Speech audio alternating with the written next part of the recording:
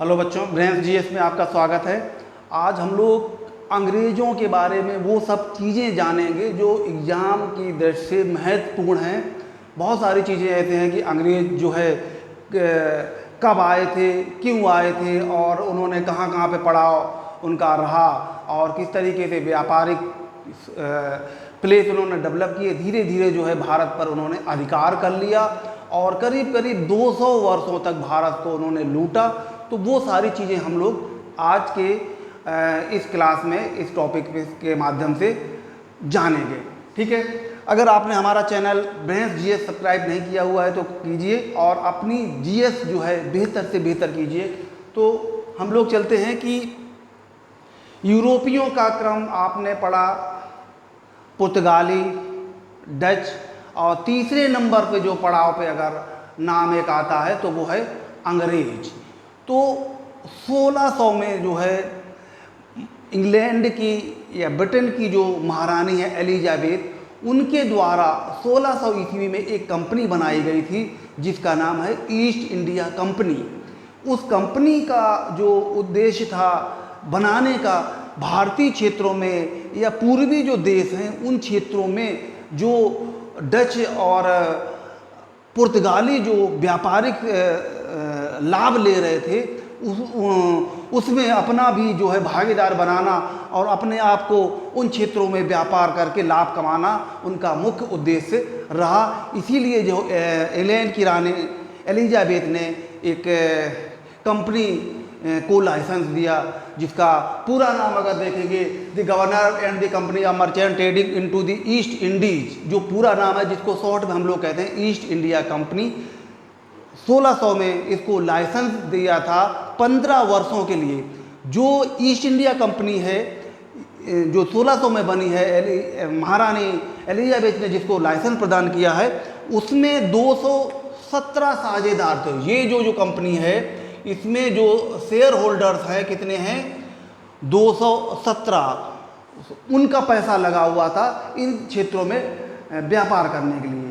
ठीक है, तो कुछ ही समय बाद जो है 1603 में अगर देखें कंपनी बनी और एकदम से तो भारत में नहीं आ जाएगी, उसमें प्लानिंग वगैरह कैसे कहाँ पे पहुँचेंगे।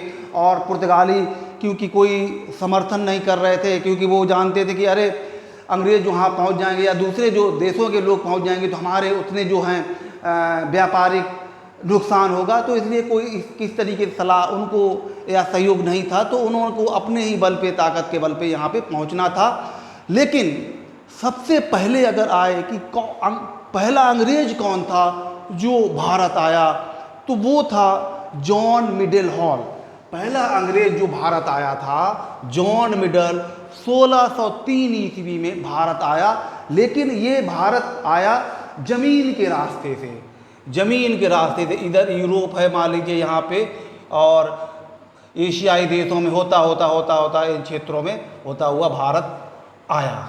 ठीक है, और उस समय मुग़ल बादशाह अकबर के दरबार आगरा में उन्हें उपस्थित हुआ और कई जो व्यापारिक और यहाँ की जानकारी और व्यापारिक संबंध के लिए या व्यापार करने के लिए जो चीज़ें लाया था तो उसने की। लेकिन एग्ज़ाम की दृष्टि से आपको ध्यान रखना है, पहला अंग्रेज जो भारत आया था जमीन के रास्ते स्थल मार्ग से, जॉन मिडल हॉल 1603 ईस्वी में भारत आया था। उसके बाद 1603 में ही देखेंगे तो महारानी एलिजाबेथ की डेथ हो जाती है और प्रिंस चार्ल्स जो है वो सम्राट बनते हैं। फिर जो है वो प्रिंस चार्ल्स जो है, जो ईस्ट इंडिया कंपनी को एलिजाबेथ ने व्यापारिक भारतीय क्षेत्रों में व्यापार करने का जो 15 वर्षों के लिए लाइसेंस दिया था, वो प्रिंस चार्ल्स के जब सम्राट बनते हैं तो उसको अनिश्चित काल के लिए बढ़ा देते हैं। ठीक है, अनिश्चित काल के लिए बढ़ा देते हैं। सॉरी जेम्स प्रथम जो है इंग्लैंड के जो सम्राट बनते हैं वो उसको अनिश्चित काल के लिए बढ़ा देते हैं। कब बढ़ाते हैं? 1609 में। अब आते हैं उसके पहले 1600 अनिश्चित काल के बढ़ाने से पहले एक राजदूत जो है, क्या नाम है, जेम्स प्रथम, जो इंग्लैंड का सम्राट हैं, जो रानी एलिजाबेथ के मरने के बाद जो है इंग्लैंड की राजगद्दी पे बैठते हैं, उनके द्वारा एक जो व्यापारिक समूह है भारत के क्षेत्रों में भेजा जाता है। तो एक समूह जो है पूरा, जिसका नाम है, जिसका नेतृत्व कर रहा था एक शिप रेड ड्रैगन में एक शिप, पूरे व्यापारिक जो समूह था रेड ड्रैगन, उसी में एक शिप था हेक्टर, जिसका नेतृत्व कर रहा था कौन? William Hawkins. और ये जो समूह है आया कब था? तो 1608 में। अगर क्वेश्चन ये बने कि विलियम हॉकिंस भारत कब आया था, तो 1608 में। किस शिप से होके आया था इस पे बैठ के? तो वो है आपका हेक्टर। अगर ये पूछा जाए उस समूह का जो व्यापारिक समूह जो था, जो शिपों का जो समूह था, जो भारत, इंग्लैंड से जो भारत आया था, उसका नेतृत्व रेड ड्रैगन कर रहा था। क्लियर? अगला हम चलते हैं, तो उसको भेजा गया हेक्टर शिप से यहाँ पे आया। तो ये जो उस समय 1608 में देखेंगे, आपको मालूम होगा कि 1605 में अकबर की डेथ हो जाती है और मुग़ल राजगद्दी पे कौन बैठता है? अकबर के बाद उत्तराधिकारी जहांगीर। तो ये जो विलियम हॉकिंस है, ये मुग़ल दरबार आगरा में उपस्थित होता है। किसका राजदूत होता है? ये इंग्लैंड के जो सम्राट हैं जेम्स प्रथम के राजदूत के रूप में फरमान हालांकि लाया था अकबर के नाम का, लेकिन अकबर की चूँकि 1605 में डेथ हो जाती है और जो है उस समय इतनी इंफॉर्मेशन टेक्नोलॉजी इतनी नहीं थी कि उस समय कहाँ पे अकबर है, तो अकबर के बादशाह के नाम से सम्राट का जो फरमान था वो जहांगीर को दिया गया आगरा में। और जो है सूरत में व्यापारिक फैक्ट्री खोलने का लिए परमिशन लिया, परमिशन के लिए जो है रिक्वेस्ट की। हालांकि उस समय जो है जब ये विलियम हॉकिंस आया तो उसका बड़ा वेलकम किया, रिस्पेक्ट किया, उसको 400 का मनसब प्रदान किया था। विलियम हॉकिंस को जो जहांगीर ने कितने का मनसब प्रदान किया था? तो वो 400 का मनसब दिया गया था, 400 का मनसब दिया गया था। और फिरंगी खां की उपाधि दी गई थी, फिरंगी खां की उपाधि दी गई थी। किसके द्वारा दी गई थी? तो वो जहांगीर के द्वारा दी गई थी। और जहांगीर से कहाँ पे मिला था? तो वो आगरा में, क्योंकि अकबर और जहांगीर के अधिकांश समय जो राजधानी रही थी वो आगरा रही थी, तो यहीं पे जो है विलियम हॉकिंस आया था। तो उस समय जो है सूरत में व्यापार करने के, फैक्ट्री खोलने की अधिकृत रूप से परमिशन मिल गई। लेकिन पुर्तगाली, चूँकि उसके पहले आ चुके पुर्तगालियों को दबदबा था, पुर्तगालियों के द्वारा जहांगीर को भड़काया जाता है और बाद में अंततः जो है जहांगीर उनके इस लाइसेंस को कैंसिल कर देते हैं। बाद में हालांकि जो है सूरत में अंग्रेज़ों की फैक्ट्री खुलती है, जो उसके बाद एक दूसरा जो समूह आता है सर टॉमस रो, लेकिन 1613 में बहरहाल बाद में रिन्यू हो जाती है फैक्ट्री, अंग्रेज़ों की खुल जाती है सूरत में 1613 में, जो कि बहुत इम्पोर्टेंट है। सूरत में जो अंग्रेज़ों की ने फैक्ट्री खोली थी वो 1613 में, और इसके लिए जो लाइसेंस प्रदान किया था तो वो अधिकांशतः हॉकिंस ने। क्लियर? दूसरा जो व्यापारिक समूह जेम्स प्रथम के राजदूत के रूप में आया था 1615 ईस्वी में आया था, सर टॉमस रो। कौन आया था? Sir Thomas Roe. और ये भी किसका था? जेम्स प्रथम का राजदूत था और यहाँ पे आया। ये जो है आगरा में उपस्थित हुआ था, आगरा में, और ये जो हुआ था अजमेर में। उस समय जहांगीर का दरबार अजमेर में, तो इसका भी जो है जहांगीर ने वेलकम किया।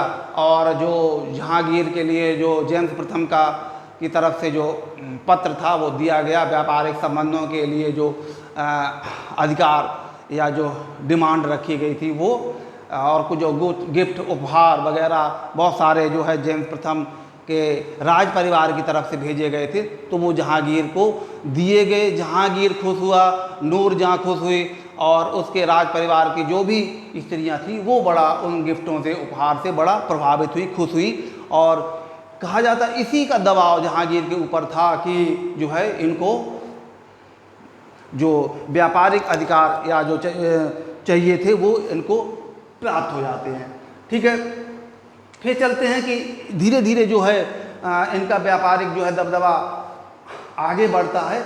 लेकिन दक्षिण भारत में देखेंगे इन्होंने 1611 में मछलीपट्टनम में अपनी फैक्ट्री खोल ली थी। कहाँ पे? मछलीपट्टनम में। ये रही मछलीपट्टनम जो तमिलनाडु में पड़ती है, मद्रास के ऊपर। मछलीपट्टनम में 1611 में, 13 नहीं है, 1611 में अंग्रेजों ने अपनी पहली इधर खोली। फिर जो है इन्होंने 1939 में एक फ्रांसिस डे ने जो है चंद्रगिरी के राजा से मद्रास को पट्टे पर लिया। किसने लिया था? फ्रांसिस डे ने लिया था। इस क्षेत्र को पहले सेंट थोमा के नाम से जाना जाता है, और यहीं पे जो है मद्रास की स्थापना की। मद्रास की स्थापना किसके द्वारा की थी? फ्रांसिस डे के द्वारा। और यहाँ पे एक किला बनाया गया जिसका नाम है फोर्ट सेंट जॉर्ज। 2 किले बने हैं। इंडिया में अंग्रेजों की जो है 3 प्रेसिडेंसी थी। एक तो आपकी मद्रास में थी, यहाँ पे एक किला बनाया फोर्ट सेंट जॉर्ज। एक आपका जो है प्रेसिडेंसी थी जो सबसे बड़ी थी वो कलकत्ता। यहाँ पे जो किला बनाया गया था उसका नाम था फोर्ट विलियम। यहाँ पे फोर्ट विलियम ये बना था 1690 में, फोर्ट विलियम। अब वैसे 3 नगरों का नाम बहुत इंपॉर्टेंट है जिनकी स्थापना के बारे में पूछा। 4, हालांकि 4 हैं, तो मैं चारों के नाम आपको आप नोट कर लीजिएगा। हमारे ब्लैक बोर्ड पे भी नोट हैं। जैसे कलकत्ता की स्थापना अंग्रेजों के ही द्वारा हुई थी, और जॉब चेरनॉक ने कलकत्ता की स्थापना की थी। तो आप ध्यान रखिए, कलकत्ता की स्थापना जॉब चेरनॉक ने की थी।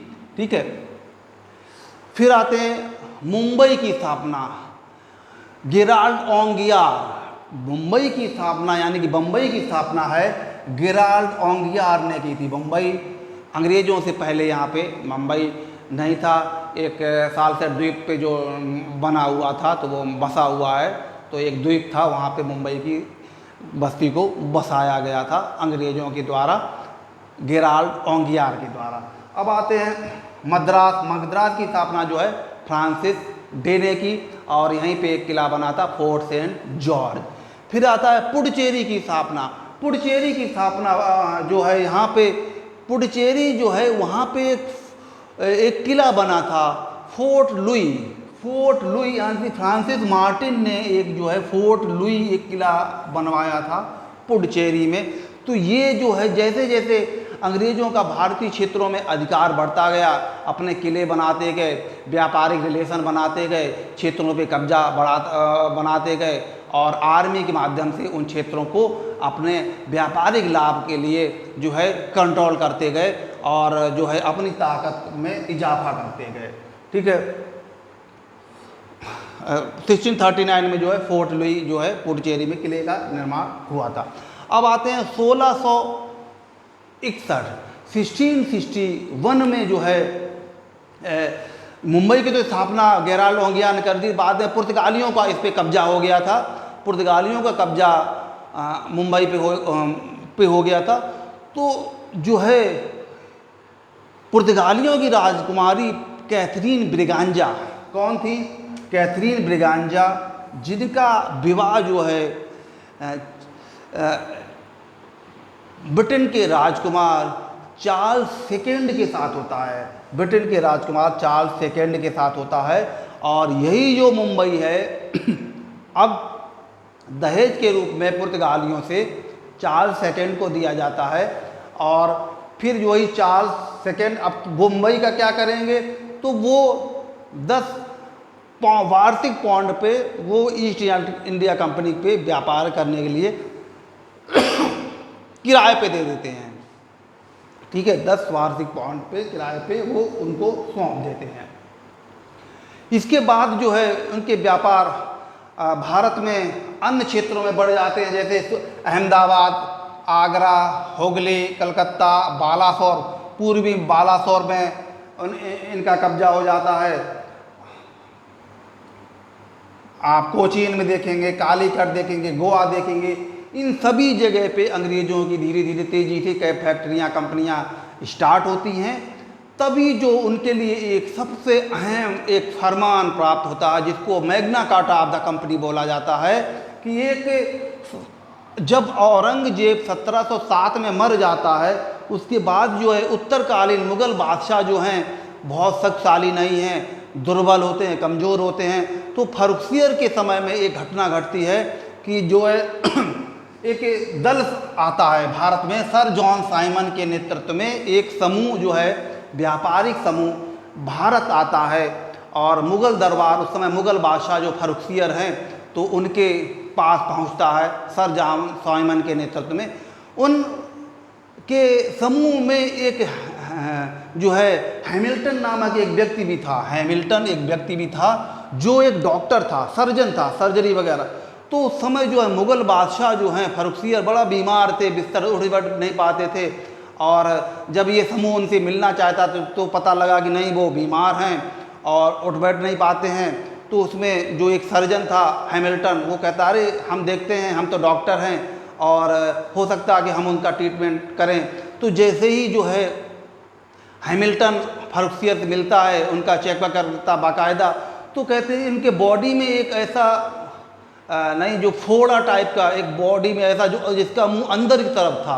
तो वो तुरंत समझ जाता अरे वो ऐसा, यहाँ इसका तो ऑपरेशन करना पड़ेगा और मैं इसको सही कर दूंगा। उसके मेरे पास सारा जो है इंस्ट्रूमेंट्स भी हैं ऑपरेशन वगैरह के। तो तुरंत जो है सम्राट तो पहले तो जो है आश्चर्यचकित है, अरे कैसा ऐसे कैसे हो जाएगा, कर लोगे वगैरह। फिर लगा कि नहीं चलो, हमारे हकीम वैद्य जो हैं ट्रीटमेंट नहीं कर पाए हैं, तो हो सकता कि ये कर ले, तो जो एक मौका तो ये देते हैं। और तो जो है हैमिल्टन उनका ऑपरेशन करता है। ऑपरेशन में फर्रुखसियर पूरी तरीके से सही हो जाते हैं, बहुत खुद होते हैं, बहुत प्रभावित होते हैं, उनके जान में जान आती है। तो वही एक गोल्डन फरमान उनकी तरफ से अंग्रेज़ों को, यानी कि सर जॉन साइमन को प्रदान होता है। 1717 में उनको पूर्वी क्षेत्र हुगली से लेके जो कलकत्ता जो बंदरगाह हैं, उनको इन क्षेत्रों में फ्री ट्रेड का अधिकार प्राप्त हो जाता। अब तो उनके हाथ तो सबसे बड़ा जो है अपॉर्चुनिटी मिल जाती है, व्यापार करने, कोई भी टुंगी टैक्स वगैरह नहीं देना पड़ेगा। उसका उन्होंने भरसक उपयोग किया, जितना अधिक से अधिक शोषण हो सकता था इन क्षेत्रों को उन्होंने किया, और अपने व्यापारिक चीज़ों को बढ़ाया, अपनी शक्ति को बढ़ाया, और जो दुर्बल मुग़ल बादशाह था फर्रुखसियर, उसका लाभ लिया। अब उनके ट्रीटमेंट के बहाने से जो है लाभ लिया। तो इस तरीके से जो है भारतीय इतिहास में जो Magna carta of the company कहा जाता है, जो मुग़ल बादशाह फर्रुखसियर ने जो है व्यापार का जो लाइसेंस, फ्री ट्रेड का अधिकार जो दे दिया था अंग्रेज़ों को पूर्वी क्षेत्रों में, तो वो फर्रुखसियर के द्वारा दिया गया, जिसको Magna carta of the company कहा जाता है। और जो मील का पत्थर साबित हुआ अंग्रेज़ों के लिए, यह भारत में उनके क्षेत्र को बढ़ावा मिलने के लिए जो है एक गोल्डन अपॉर्चुनिटी उनके लिए थी, उसका उन्होंने भरपूर लाभ उठाया। तो आपको ये ध्यान रखना कि कब अधिकार प्रदान किया गया था, तो 1717 का Magna carta of the India उसको कहा जाता है। विलियम फिंच एक व्यापारी, जो विलियम हॉकिंस आया था 1608 में, उस समूह के साथ जो है एक विलियम फिंच भी भारत आया था, और इसने जो है अनारकली की दंतक कथा का भी वर्णन किया है। अनारकली कौन थी? अनारकली जो है जहांगीर की प्रेमिका थी। तो ये लाहौर वगैरह में भी गया था, जहाँ पे जो है अनारकली को दफनाया गया था, वहाँ पे मकबरा कब्र वगैरह है, उसके बारे में इसने पढ़ा और उसके बारे में अपने ग्रंथों में वर्णन किया था। इंटरपोलर कौन होते थे? एशिया क्षेत्रों में मुक्त व्यापार करने वाले व्यापारियों को जो है उस समय इंटरपोलर के नाम से जाना जाता था। बाद में यही अंग्रेज जो हैं धीरे धीरे भारत में अपना पैर पसार देते हैं और भारत को जो है 200 सालों तक अपने अधिकार में रहते हैं। फिर आपको आगे की कहानी मालूम है कि जो है हमारे स्वतंत्रता सेनानियों ने कितना संघर्ष, कितना त्याग, बलिदान के बाद जो है देश को आज़ाद कराया। तो बाकी कहानी हम लोग इंडियन फ्रीडम मूवमेंट के टॉपिकों में पढ़ेंगे। आज का टॉपिक जो है अंग्रेज़ों वाला जो है यूरोपियों के सीक्वेंस में देखेंगे, तो यहीं से ख़त्म होता है। नेक्स्ट क्लास में हम लोग कंटिन्यू करेंगे। ओके।